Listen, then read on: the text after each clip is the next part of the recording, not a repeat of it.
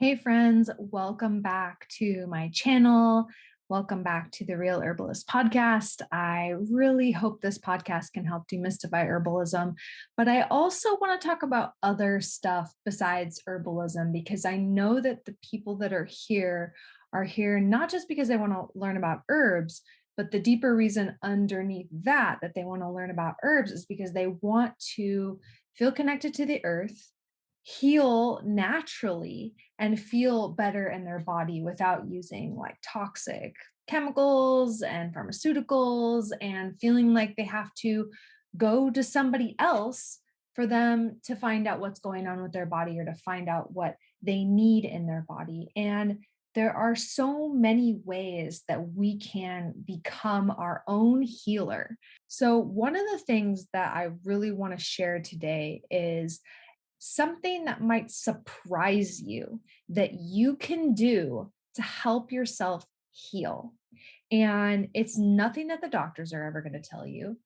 And it's might be quite surprising to you. The tip that I want to share around healing yourself physically, emotionally, spiritually is to allow yourself to cry. It drives me so crazy to see out in the world, people crying and apologizing for crying.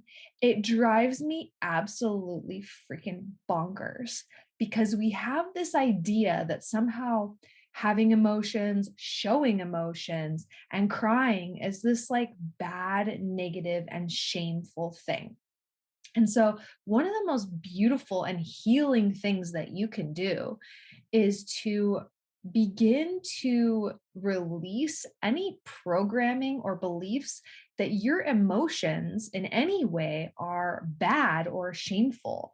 We are human beings and we are meant to be here having emotions. Having emotions is part of being alive, whether you're a man or a woman. I mean, especially for men, right? There's this idea that crying is like, makes you weak or whatever it is.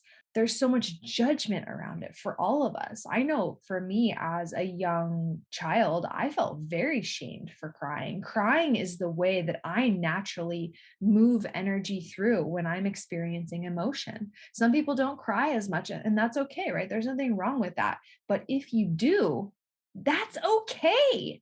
And that when we don't allow ourselves to move that energy through, what happens is it literally gets stuck in our bodies and we cannot heal because that emotion is just literally energy in motion moving through us. And when we block that energy, we do not allow it to move through. It literally gets trapped.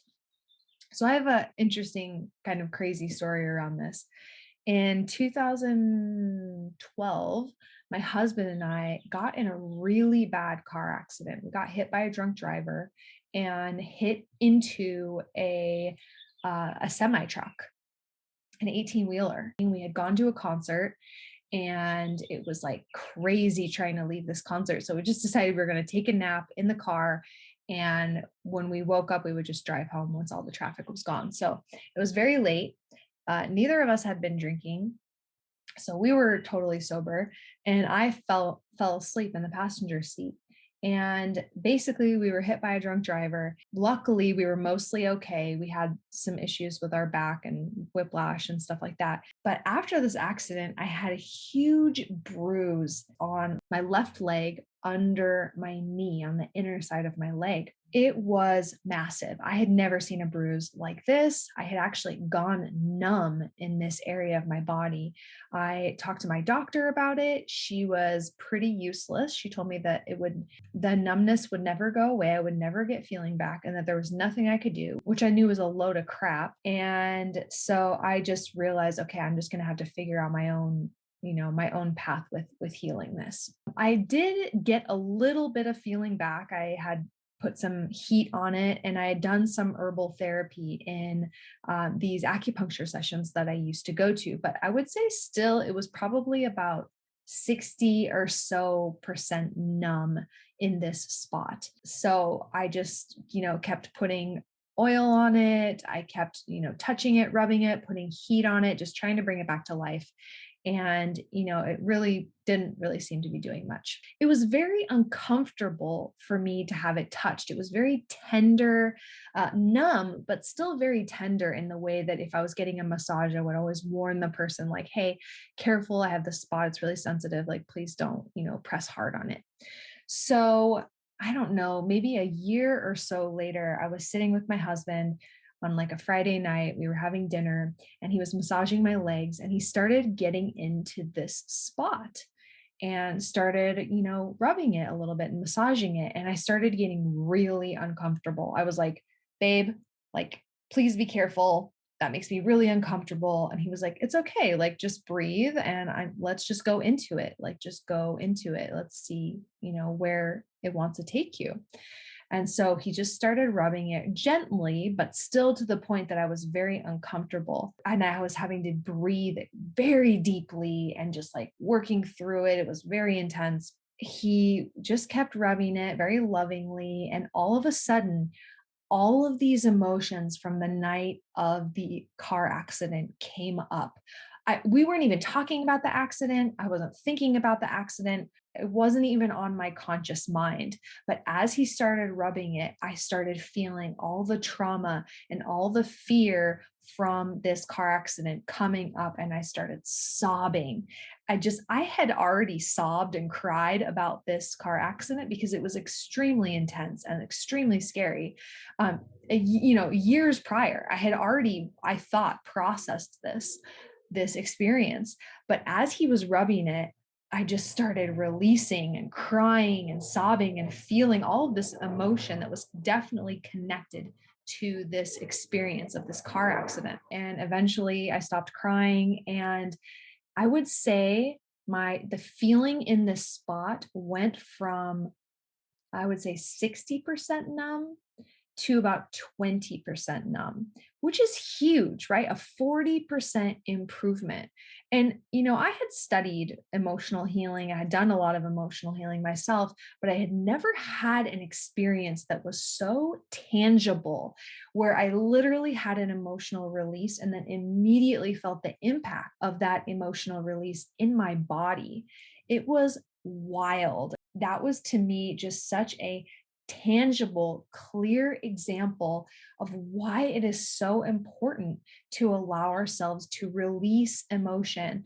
And honestly, whatever way it's coming through, right? Like if you need to, if you have anger coming through and you need to like smash a pillow or scream under the water in the bathtub or, go to a kickboxing class or whatever it is, or crying, like whatever it is so important to allow ourselves to emote, to allow ourselves the gift of moving the energy through instead of trapping it inside our bodies. If you're interested in exploring more about what I'm talking about, I highly recommend checking out the Louise Hay book, You Can Heal Your Life.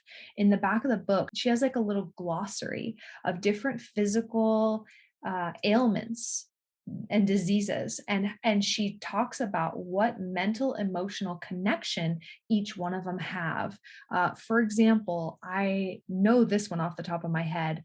I looked this up for a friend. Cellulite is actually from trapped anger from childhood or unprocessed anger from childhood or something like that. I know that constipation is about like not letting go, right? Like being afraid to let go. There's all of these different emotional connections to different things that we experience in our body. So I just see so many people and hear so many people freaking apologizing for crying and having emotions. It's like apologizing for being a human being. It drives me absolutely nuts. At the same time, I really understand that too, because I didn't feel safe to cry a lot of times growing up. I felt very shamed for my sensitivity. So if you felt that, if you felt shamed for your sensitivity, or even if you didn't and you just grew up in this culture where we're shamed for sensitivity or shamed for showing emotion, then just become aware of that and just allow yourself to move that energy through without the shame. There's nothing wrong with crying. There's nothing weak about it. It's just simply about feeling and allowing yourself to feel whatever it is that you're feeling.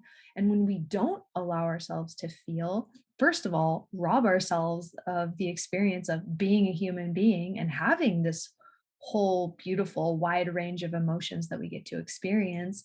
But also, we trap that energy in our body and we clog up the process of healing. We clog ourselves up and we rob ourselves of the opportunity to actually experience whatever it is that we're feeling, learn from it, and then heal. So, if you have something going on in your body, if you have some sort of issue that you're wanting to heal, I really invite you to look at, is there anything in your life that you haven't allowed yourself to really truly feel? Maybe it's grief, maybe it's sadness, maybe it's fear, maybe it's anger, whatever it is, just creating a safe space for yourself to feel those emotions, even if that means maybe home alone by yourself or with a trusted friend who can hold space for your emotions. Now, holding space doesn't mean they try to fix it or they try to get you to stop. Oh, don't cry, don't cry. No, holding space is literally just being with somebody while they're experiencing something, not trying to fix it, not trying to change it, just being there and just offering whatever loving support that person means, even if it means just sitting next to the person and just being present with them. Thank you for listening to this episode. I really hope that you will take something powerful away from this, especially around allowing yourself to feel and feel emotions and cry if that is what you need to do, and to know that your permission for yourself to emote and to feel like a human being is meant to is really going to open up your heart and open up so much more capacity for you to feel the higher emotions as well. When you allow yourself to really feel the depths of the darkness, of the sadness, or whatever it is that you're feeling, my experience is that the intense emotion really probably only lasts about 30 to 90 seconds, and then it really starts to dissipate. So just know that you're not going to die. It's not going to kill you, right? To feel these feelings, just to almost bask in the deliciousness of feeling. You can almost like surrender into whatever the feeling is and just appreciate that you are not a robot, that you actually get to feel things. And that is part of your journey here as a human being. So I love you. Thank you for listening. I'm sending so much love and compassion and holding so much space for you to get exactly what you need to get in order to feel safe to move through whatever emotions are wanting and needing to move through you now and always. Just know that there is nothing wrong. There is nothing shameful about any of this. I'm just sending you so much love and compassion and healing on your journey to reclaiming your birthright to feel. I love you so much. I hope this has been helpful for you, and I'll see you on the next episode.